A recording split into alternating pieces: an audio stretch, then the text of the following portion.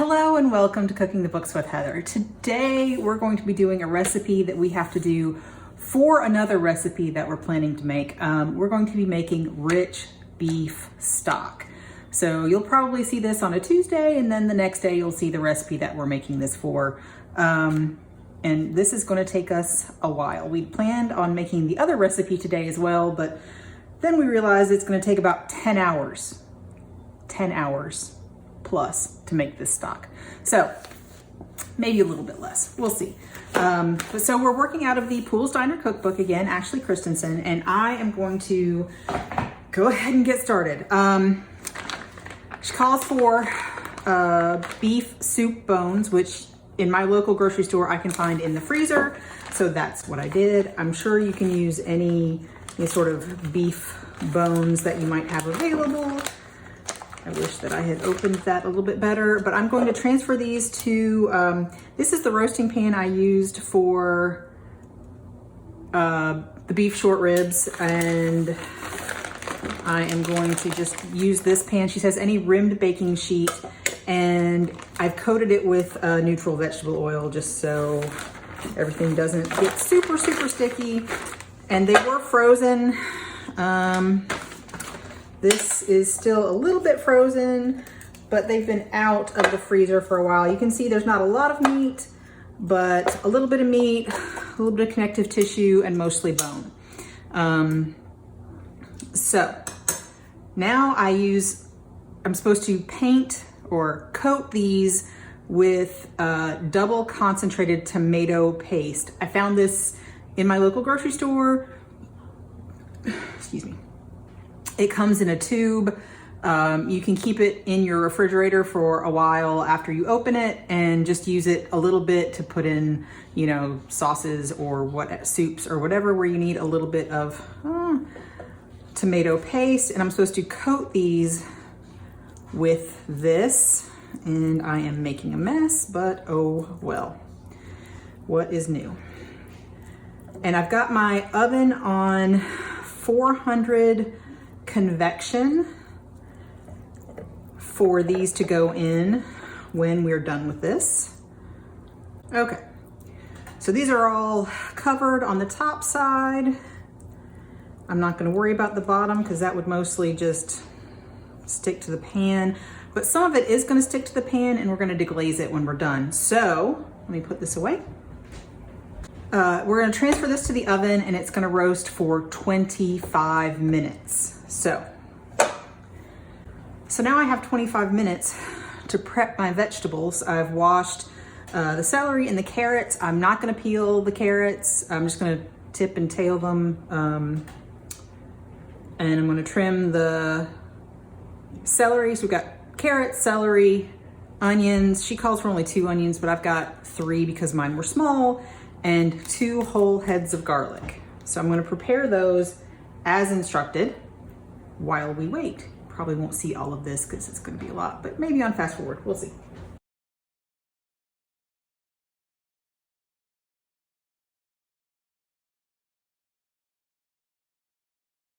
Okay, so I've got everything all chopped up and separated into bowls in the order that they go in. So the garlic and the onions go into the pan at the same time, and so do the celery and the carrots. So that's why they're separated into 2 bowls, and just roughly chopped on the celery and the carrots. They're gonna cook for a really long time. So we'll be back when our meat is done roasting. So the bones aren't done roasting yet, but we can go ahead and get the vegetables started in the stock pot. So that's what I'm gonna do. I've got the oil, neutral vegetable oil. You don't want anything super flavorful here. On medium heat on the stove in a pot that will hold at least 6 quarts of water plus all this stuff. So it's my largest pot, stock pot. And I'm gonna heat this up. And when it's done, when it's ready, I'm gonna put in the garlic and the onions. I think my oil's hot enough. I'm gonna go ahead and add the onions and the garlic. She says cut side down. Now, yes, this garlic still has paper on it, but we're gonna strain all that out as long as your garlic isn't hasn't started getting moldy or anything, it's not going to hurt anything to have the paper in there. You can probably leave the paper for the onions on as well, but I don't much care for that stuff, so I didn't. I went ahead and took it off. And she says cut side down for the onions too, but there are so many cut sides, it doesn't matter to me. Pick a cut side.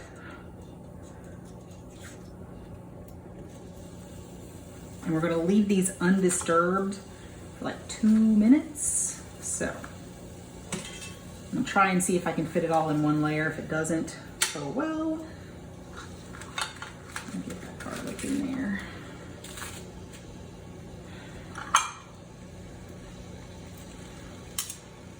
All right, tongs are just driving me crazy. It's got all my garlic and onions in there in a single layer, and we let it sit undisturbed for 2 minutes and let it get brown. So just not gonna touch it. Okay, let it go for about 3 minutes because it wasn't super hot when I put it in there. And now I'm supposed to stir and then let it cook for another 3 minutes until the onions are caramelized, which is kind of bunk in my opinion because it takes a lot longer than that to caramelize onions, especially at this level of heat, but we'll follow the recipe. Yeah, so another 3 minutes before we add anything else. We have a few caramelized bits. It's been another 3 minutes, but I'm gonna let this Echo, stop. I'm gonna let this go while I take care of the bones, which is next. My timer's just gone off. So I'm gonna take this out of the oven.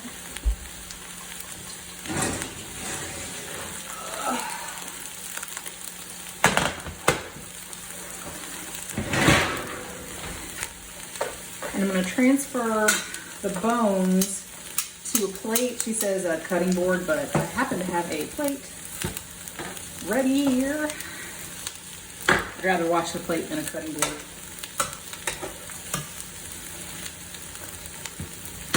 There we go. And while the pan is still very hot, put in about 1/4 cup of the red wine that the recipe calls for, and use a spoon to kind of deglaze it, get up all of the bits that caramelized on the edges of that roasted tomato paste and meat mixture. And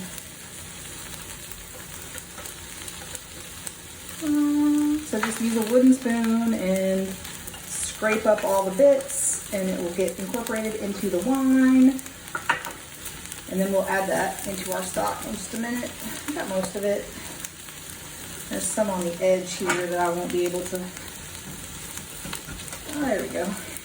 I think that's pretty good. Now I'm going to add my celery and my onions, or carrots, celery and carrots, into my onions and garlic, and they're going to cook for about 6 minutes. Same heat, just to sort of let things get brown. All right, and that is it for about 6 minutes. These have been going for about 6 minutes. I'm not real happy about where they are. My husband mentioned while we were off camera that we feel like her medium is a little bit higher than our medium. That's sort of carried through several recipes, but you know, we'll do what it says. But the next step is to add some dried black trumpet mushrooms. I didn't see these even at Whole Foods, online. I didn't go into the store because, hey, we're socially distancing right now due to the COVID virus. So I ordered these online. They were delivered. They're kind of expensive. There aren't a whole lot of sources, but I was able to find them. So You could probably use a different kind of mushroom, dried mushroom, but this is what it calls for. This is what I'm using. So I'm gonna add, I measured out the amount that it says, adding them and then stirring them in to sort of get them coated.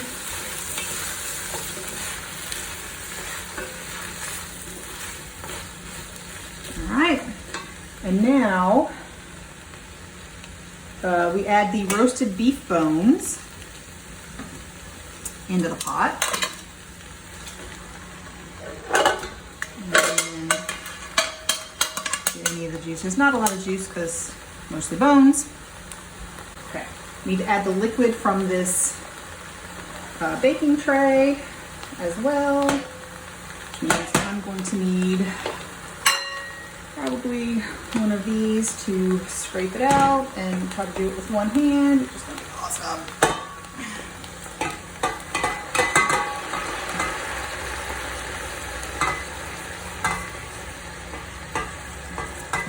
Trying to get as many bits as I can because that's a lot of flavor.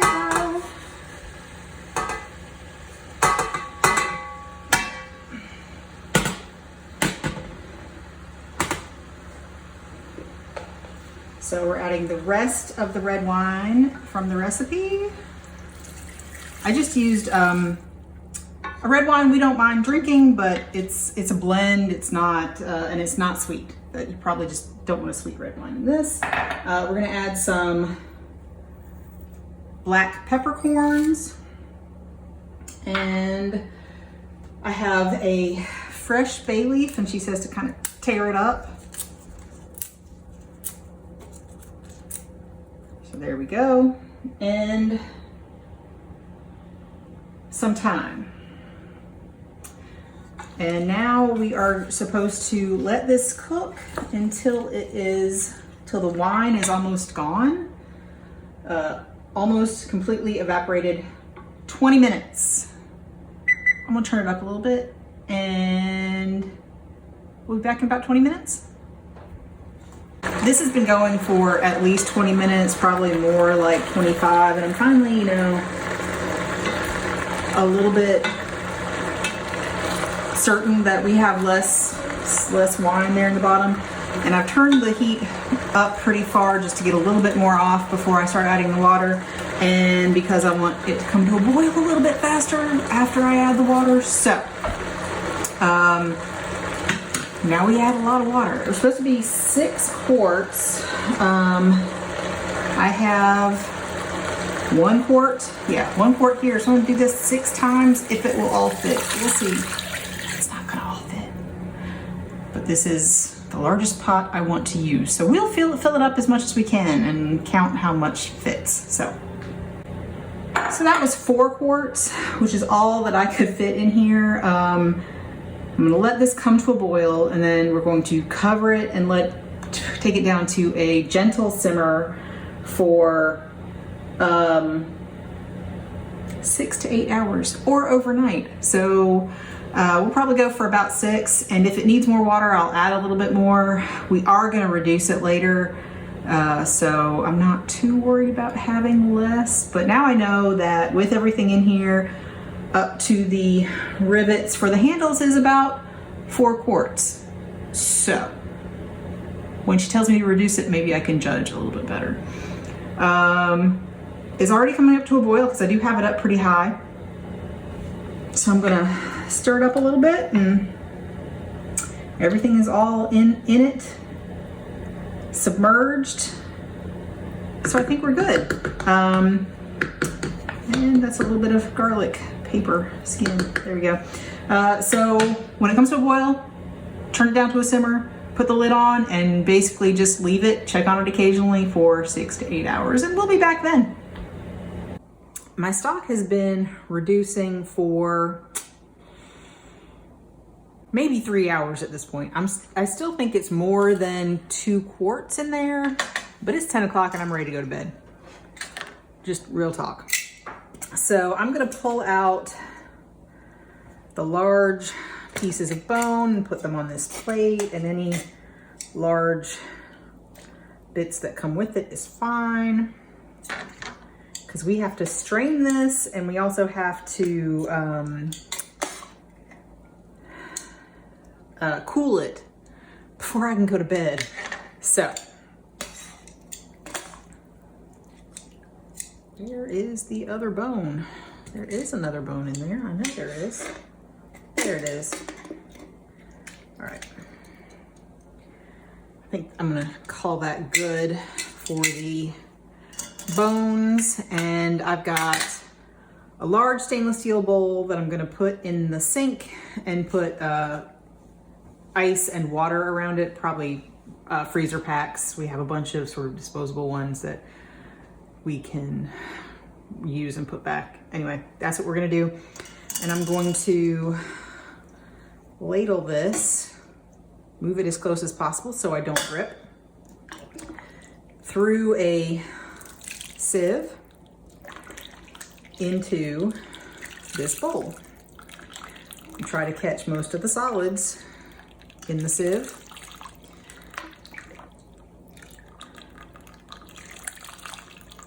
And then we're going to chill it overnight. I will probably de-fat it. There probably isn't going to be a whole lot of fat because there wasn't a whole lot of meat or fat on the bones, but we'll see. I don't know if the recipe tells you to do that, but I usually, when it's cold, I skim the fat off the top because it rises to the top and then it chills. When it's chilled, it's really easy to take off. All right. That is most of the large pieces. It smells really good cooking, but you do need to remember there's no salt in this. So if you taste it right now, it probably wouldn't taste very good. If you're looking for just some beef broth to drink, if you're, on a liquid diet or anything like that, you probably want to add some salt to this just for flavor. I'm just gonna empty this.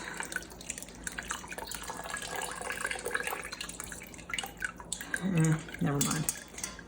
It's getting kind of heavy and I think it's gonna break my sieve. So I'm gonna take out as much of this as I can from here onto my plate.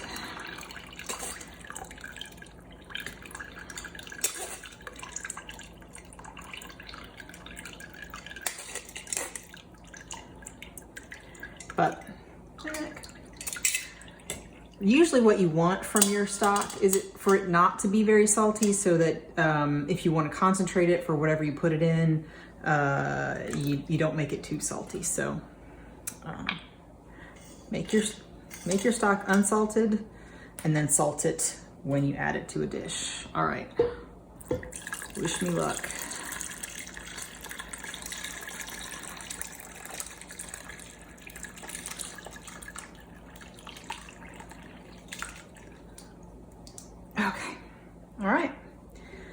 That is all. Hopefully we have 2 quarts. I think we have 2 quarts in there at least.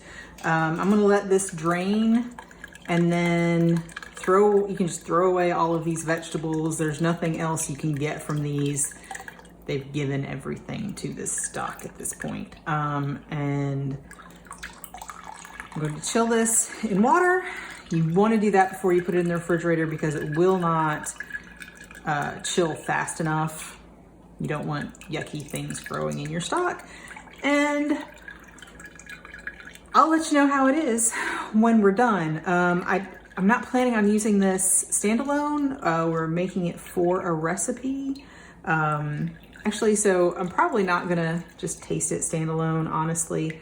I will freeze it in small, like 1/2 cup containers, whatever we have left, 1/2 cup to 1 cup, because I find that if I'm making a sauce, like a pan sauce, that's, 1 or 2 of those is plenty for a pan sauce to be made in, if I'm doing a weeknight meal. It's great to have this there, but it's an awful lot of work. So this actually wasn't hard work, but it takes a really long time. So you kind of have to just be around the house for a while and ready to babysit it and a few extra steps. Often I'll just sort of throw things in the water, boil it, and be done with it. But the roasting and the browning, a few extra steps, but I think they're worth it for the flavor. And we'll let you know how the final dish turns out. If you enjoyed watching me make this, please give me a thumbs up and come back and see what we did with this. Probably tomorrow. Thanks.